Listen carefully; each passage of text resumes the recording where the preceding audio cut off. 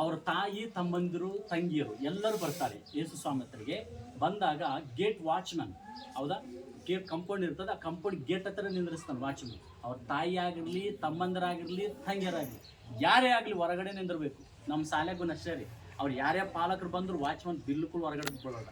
ಅಂತ ವಾಚ್ಮನ್ ಅಂತ ರೂಲ್ಸ್ ಅದು ಆ ಚರ್ಚದು. ಹಂಗಾಗಿ ರೂಲ್ಸ್ ಇದ್ದಾಗ ಅಯ್ಯ ಸರಿ ಅಲ್ಲ, ನಾವಪ್ಪ ಅಲ್ಲಿ ಬೋಧನೆ ಮಾಡುವಂಥವ್ರು ನನ್ನ ಮಗಪ್ಪ, ನಮ್ಮ ಅಣ್ಣಪ್ಪ ಅಂತ ಹೇಳ್ತಾರೆ ಇವರು.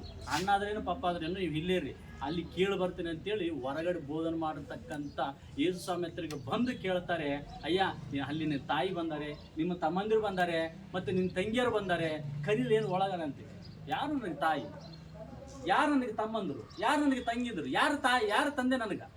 ಈಗೋ ಇಲ್ಲ, ನೀವೆಲ್ಲ ಕುಂತಿದ್ದೀರಿ, ನೀವೆಲ್ಲ ಕುಂತಿದ್ರಲ್ಲ, ಇವರು ನನಗೆ ತಾಯಿ, ಇವರೇ ನನ್ನ ತಂದೆ, ಇವರೇ ನನ್ನ ಸಹೋದರರು ಅಂತ ಹೇಳಿ ಕುಂತವರಿಗೆ ತೋರಿಸಿಕೊಟ್ಟಿದ್ದಾನೆ.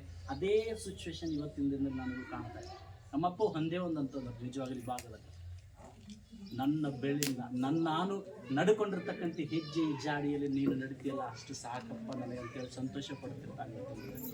ಆ ಸಂತೋಷ ಯಾಕಂತಂದರೆ ಯೇಸು ಸ್ವಾಮಿಗೆ 30 ವರ್ಷ ಆಯಿತು. 30 ವರ್ಷವಾದಾಗ ನೀರಿನಲ್ಲಿ ದೀಕ್ಷಾ ಸ್ಥಾನ ಕೊಡ್ತಾರೆ. ಅಂದರೆ ಕ್ರಿಶ್ಚಿಯನ್ಸ್ ಕನ್ವರ್ಟ್ ಅಂತ ಹೇಳ್ತಿರ್ತಾರಲ್ಲ, ಯಾವಾಗ ಕನ್ವರ್ಟ್ ಆಗ್ತಾರೆ ಗೊತ್ತೇನ್ರಿ? ನಿಜವಾಗ್ಲಂದ್ರೆ ನೀರಿನಲ್ಲಿ ದೀಕ್ಷಾ ಸ್ಥಾನ ತಗೊಂತಾರಲ್ಲ, ಹಂಗ ಯೇಸು ಸ್ವಾಮಿ ಕೂಡ ದೀಕ್ಷಾ ಸ್ಥಾನ ತೆಗೆದುಕೊಳ್ಳುವಾಗ 30 ವರ್ಷ ಇದ್ರಿ. 30 ವರ್ಷ ಇದ್ದಾಗ ದೇವರು ಒಂದು ಆಕಾಶವಾಣಿ ಮಾಡ್ತಾ ಇದ್ದಾನೆ, ಈತನೇ ಪ್ರಿಯನಾಗಿರುವ ನನ್ನ ಮಗನು, ಈತನು ನಾನು ಮೆಚ್ಚಿದ್ದೇನೆ ಅಂತ ಹೇಳ್ತಾನೆ. ಯಾವಾಗ? ಹುಟ್ಟಿದಾಗ ಸಂತೋಷ ಪಟ್ಟಿಲ್ಲ ದೇವರಿಗೆ ಮಹಿಮೆ ಆಗಿದೆ, ಬಟ್ ದೇವರಿಗೆ ಸಂತೋಷ ಇಲ್ಲ. ನನ್ನ ಮಗ ಹುಟ್ಟಿದಾನೆ, ನನಗೆ ಸಂತೋಷ, ನನ್ನ ಮಕ್ಕಳಿದ್ದಾರೆ, ನನಗೆ ಸಂತೋಷ ಅಂತ ನಮಗಿರ್ಬೋದು. ಬಟ್ ಹುಟ್ಟಿದಾಗ ಸಂತೋಷ ಪಡ್ತಾ ಇಲ್ಲ. ಯಾವಾಗ ಸಂತೋಷ ಪಡ್ತೀವಿ? ಈತನೇ ನನ್ನ ಪ್ರಿಯ ಮಗನು, ಈತನನ್ನು ನಾನು ಮೆಚ್ಚಿದ್ದೇನೆ ಅಂತೇಳಿ ಯಾವಾಗ ಹೇಳ್ತಾರೆ ಗೊತ್ತಾ?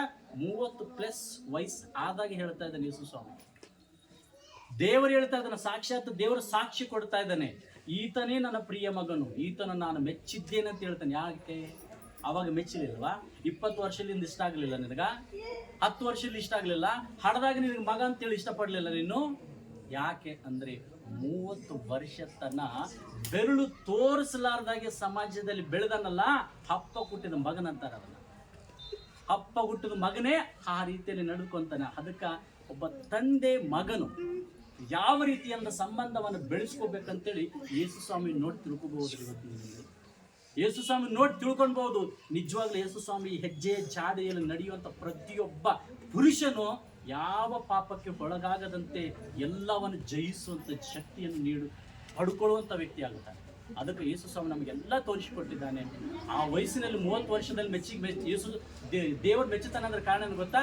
ಯಾವ ಪಾಪನು. ಅದಕ್ಕೆ ಇವು ಒಂದು ವಾಕ್ಯ ಹೇಳಿದಲ್ಲ, ನಿಮ್ಮಲ್ಲಿ ನನ್ನಲ್ಲಿ ಪಾಪವಿದೆ ಎಂದು ಯಾರು ತೋರಿಸಿಕೊಡೋರು ನಿಮ್ಮೊಳಗೆ ಯಾರಿದ್ದಾರೆ ಅಂತೇಳಿ ಸವಾಲು ಆಗ್ತಾ ಇದ್ದಾನೆ ಆ ವಯಸ್ಸಿನಲ್ಲಿ.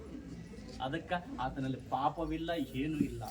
ಹೌದಾ? ಆತನ ಜನ್ಮವು ಕೂಡ ಬಹಳ ಪರಮಾರ್ಥವಾಗಿ ಮನುಷ್ಯರ ಜೀವಿತಕ್ಕಾಗಿಯೇ ಹುಟ್ಟಿದ್ದಾನೆ. ಅದಕ್ಕಾಗಿ ನಿಮಗೋಸ್ಕರ ರಕ್ಷಕನಾಗಿ ಹುಟ್ಟಿದ್ದಾನೆ ಅಂತ ಹೇಳ್ತಾನೆ. ಅವ್ರಿಗೋಸ್ಕರ ಅಲ್ಲ, ಅವ್ರಿಗೋಸ್ಕರ ಎಲ್ಲ ಮನುಷ್ಯರಿಗೋಸ್ಕರ ರಕ್ಷಕನು ಹುಟ್ಟಿದ್ದಾನೆ ಅಂತ ಹೇಳ್ತಾನೆ. ತುಂಬ ಸಮಯ ಆಗಿದೆ. ನನ್ನ ನಿಜವಾಗ್ಲೂ ಅಂತೀನಲ್ಲ, ಇವತ್ತಿನ ದಿನದಲ್ಲಿ ನನ್ನನ್ನು ಪ್ರೀತಿ ಮಾಡಿ ನನ್ನ ಮಾತಿಗೆ ಬೆಲೆ ಕೊಟ್ಟು ಎಲ್ಲರಿಗಿಂತ ನಾನು ಒಂದೇ ಒಂದು ಫೋನ್ ಹಚ್ಚಿ ಅನ್ನಗೆ ಹಚ್ಚಿನ ಒಂದೇ ಮಾತು.